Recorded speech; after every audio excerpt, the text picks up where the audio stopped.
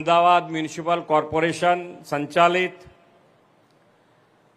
નગર પ્રાથમિક શિક્ષણ સમિતિ અમદાવાદ દ્વારા શતાબ્દી શિક્ષા મહોત્સવ અંતર્ગત સ્કૂલ બોર્ડ ભવન, સ્માર્ટ શાળા લોકાર્પણ, શ્રેષ્ઠ શતાબ્દી અનુપમ શાળાઓ અને શ્રેષ્ઠ શિક્ષકોને એવોર્ડ વિતરણ કાર્યક્રમમાં આપણી સૌની સાથે મંચ ઉપર ઉપસ્થિત મારા સાથી મંત્રી ડૉક્ટર પ્રદ્યુમનભાઈ વાજા, શ્રીમતી દર્શનાબેન વાઘેલા, શ્રીમતી રેવાબા જાડેજા, અમદાવાદના મેયર શ્રીમતી પ્રતિભાબેન જૈન, મારા સાથી ધારાસભ્ય શ્રી અમિતભાઈ શાહ, શ્રી જીતેન્દ્રભાઈ પટેલ, શ્રી પાયલબેન કુકરાણી, શ્રીમતી કંચનાબેન રાદડિયા, શ્રી હર્ષદભાઈ પટેલ, શ્રી અમૂલભાઈ ભટ્ટ, ડૉક્ટર હસમુખભાઈ પટેલ, દિનેશભાઈ કુશવા, કૌશિકભાઈ જૈન, અમદાવાદ શહેર પ્રમુખ શ્રી પ્રેરકભાઈ શાહ, સ્ટેન્ડિંગ ચેરમેન શ્રી દેવાંગભાઈ દાણી, પક્ષના નેતા શ્રી ગૌરાંગભાઈ પ્રજાપતિ, સ્કૂલ બોર્ડના chairman doctor Sujaybhai Mehta, deputy chairman Shri વિપુલભાઈ સેવક, કમિશનર શ્રી બંછાનિધિ પાની, આમંત્રિત સર્વે મહાનુભાવો, સૌ શિક્ષકગણ, પ્રેસ મીડિયાના મિત્રો, સૌને મારા નમસ્કાર. કેમ બધા એકદમ શાંત થઈ ગયા છો શિક્ષકો બધા?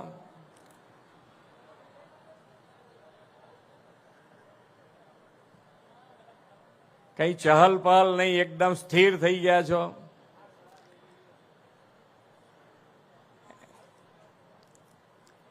તમારો એક પીરિયડ 45 મિનિટ સુધી છોકરાઓ સાંભળે છે ને આરામથી, તો તમારે આજે સાંભળવાનો વારો આવ્યો છે એવું છે? અમે તમારામાંથી શીખવા વાળા છીએ. શિક્ષકોમાંથી જ બધું, આખી દુનિયાને ક્યાંય પણ કંઈ શીખવું હોય તો એ શિક્ષક જ કહેવાય અને શિક્ષક પાસેથી જ મળે એવું છે. એટલે શિક્ષકો થાકી જાય કે શાંત થઈ જાય એવું ચાલશે નહીં. હજુ તો 100 વર્ષ જ થયા છે. તો નગર પ્રાથમિક શિક્ષણ સમિતિને શરૂ થયા 100 વર્ષ થયા છે. આપણને 100 વર્ષ થયા હોય તો બરોબર છે કે આપણે થોડા થાકેલા દેખાઈએ. અખંડ ભારતના શિલ્પી લોહ પુરુષ સરદાર વલ્લભભાઈ પટેલની 150મી જન્મ જયંતિ વડાપ્રધાન શ્રી નરેન્દ્રભાઈ મોદીના નેતૃત્વમાં આપણે ઉજવી રહ્યા છીએ. આજે અમદાવાદના આંગણે એ ઉજવણીને વધુ ગરિમા આપતો અવસર છે. સરદાર સાહેબે અમદાવાદ નગરપાલિકાના પ્રમુખ તરીકે 100 વર્ષ પહેલા એપ્રિલ 1925માં 88 પ્રાથમિક શાળા માટે નગર પ્રાથમિક શિક્ષણ સમિતિની સ્થાપના કરી હતી. સરદાર સાહેબ ત્યારે કહ્યું હતું કે સાચું શિક્ષણ એ પાઠ્ય પુસ્તકો પૂરતું સીમિત નથી, પરંતુ બાળકોમાં ચારિત્ર્ય નિર્માણ, નૈતિક સિદ્ધાંતો અને આત્મનિર્ભરતાની વ્યવહારુ તાલીમમાં છે. આ માટે સરદાર સાહેબે નગર પ્રાથમિક શિક્ષણ સમિતિ હસ્તકની શાળાઓને ભવિષ્યના જવાબદાર નાગરિકોના નિર્માણનો આધાર બનાવી આજે 553 શાળાઓ સાથે આ નગર પ્રાથમિક શિક્ષણ સમિતિ તેની શતાબ્દીની યાત્રા પાર કરી રહી છે. મૂલ્યનિષ્ઠ શિક્ષણથી રાષ્ટ્ર નિર્માણના વડાપ્રધાન શ્રી મોદી સાહેબના મંત્રને એમણે સુપેરે પાર પાડ્યો છે. આજે નગર પ્રાથમિક શિક્ષણ સમિતિને અંદાજે 11 કરોડના ખર્ચે નિર્માણ થયેલું સ્કૂલ બોર્ડનું પ્રથમ અદ્યતન ભવન ભેટ આપવાની તક મળી છે. એ ઉપરાંત સ્કૂલ બોર્ડની 453 સ્કૂલમાંથી 100 શ્રેષ્ઠ અનુપમ સ્કૂલ, શ્રેષ્ઠ શિક્ષકો, શાળાઓનું સન્માન અને 16 કરોડના ખર્ચે બનેલી નવી અનુપમ સ્માર્ટ સ્કૂલોના લોકાર્પણનું પણ સૌભાગ્ય મને મળ્યું છે. આખો એ પ્રસંગ મારા માટે તો અંતરના ઊંડાણ સ્પર્શતો ગૌરવવંતો અવસર છે. કારણ કે 2 વર્ષ 2008થી 2010 સુધી વાઇસ ચેરમેન તરીકે તમારા બધાની સાથે કામ કરવાની મને તક મળી છે અને એ વખતે પણ જ્યારે જ્યારે મારે કહેવાનું આવ્યું ત્યારે મેં કીધું છે કે સામાન્યમાં સામાન્ય માણસ, નાનામાં નાના માણસના દીકરા દીકરીઓ અહીંયા ભણતા હોય છે અને એનું ધ્યાન જો કોઈ સારામાં સારી રીતે રાખતા હોવ તે તમે બધા શિક્ષકો છો. એક દિવસ જો શાળાએ વિદ્યાર્થી ન આવે તો બીજા દિવસે એના ઘર સુધી આપણા આ શિક્ષકો પહોંચી જાય. આ કેટલી એની દેખરેખ રાખવાની પદ્ધતિ, એ તો પહેલા ઘણી વખતે આપણે બધાએ સાંભળ્યું છે કેટલું બધું કે સ્કૂલ આવે એટલે પેલું ગૂંથવાનું લઈને આવ્યા હોય, કાં તો શાકભાજીનું લઈને આવ્યા હોય, શાક સમારતા હોય, કાં તો શાક છોડતા હોય. એ બધાની ઇમ્પ્રેશનમાંથી બહાર લાવી અને આજે એટલા સુંદર કામ આ બધા શિક્ષકો દ્વારા થયું છે કે આજે સ્કૂલ બોર્ડની સ્કૂલોમાં પ્રાઇવેટના છોકરાઓ અહીંયા એડમિશન લેતા થયા ત્યાં સુધીની જર્ની તમે બધા એક સરસ રીતે ગૌરવવંતી જો કોઈએ કરી હોય તો એ આપ સૌ છો.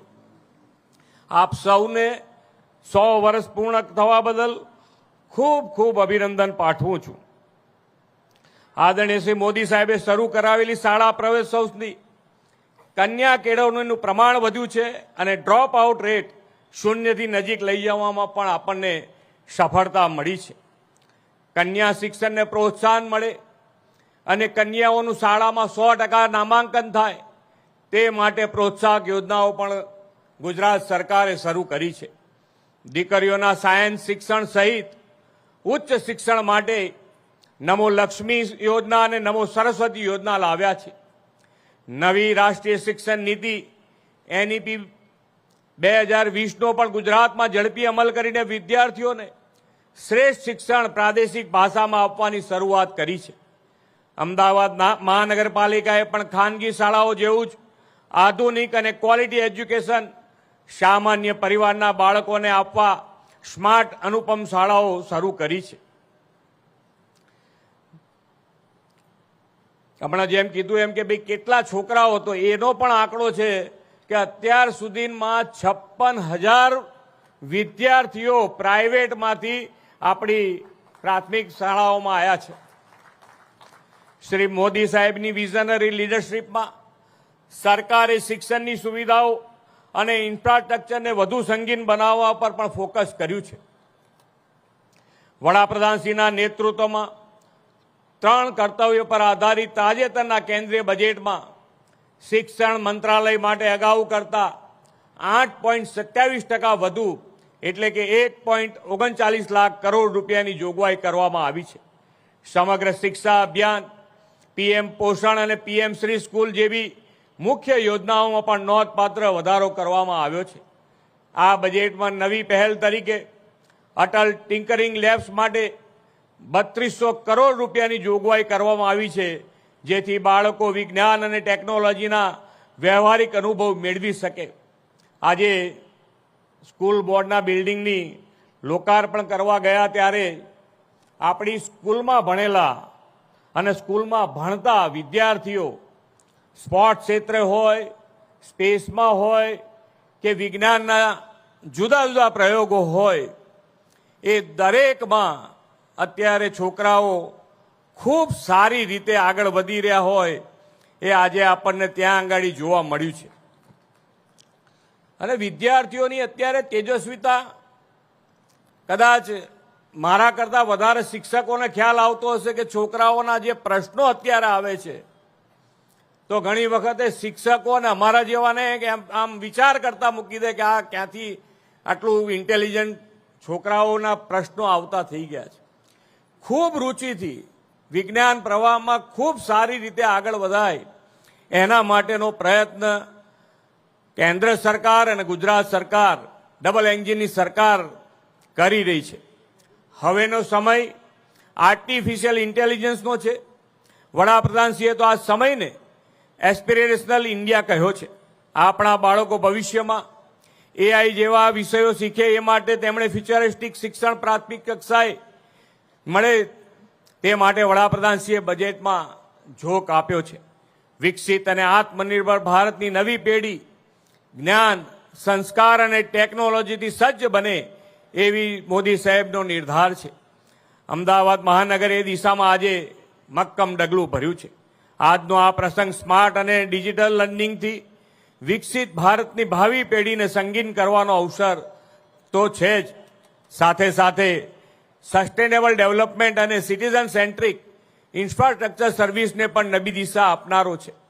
વડાપ્રધાન શ્રી અને આદરણીય શ્રી અમિતભાઈના પ્રયાસોથી અમદાવાદ 2030ની કોમનવેલ્થ ગેમનું યજમાન બનવાનું છે.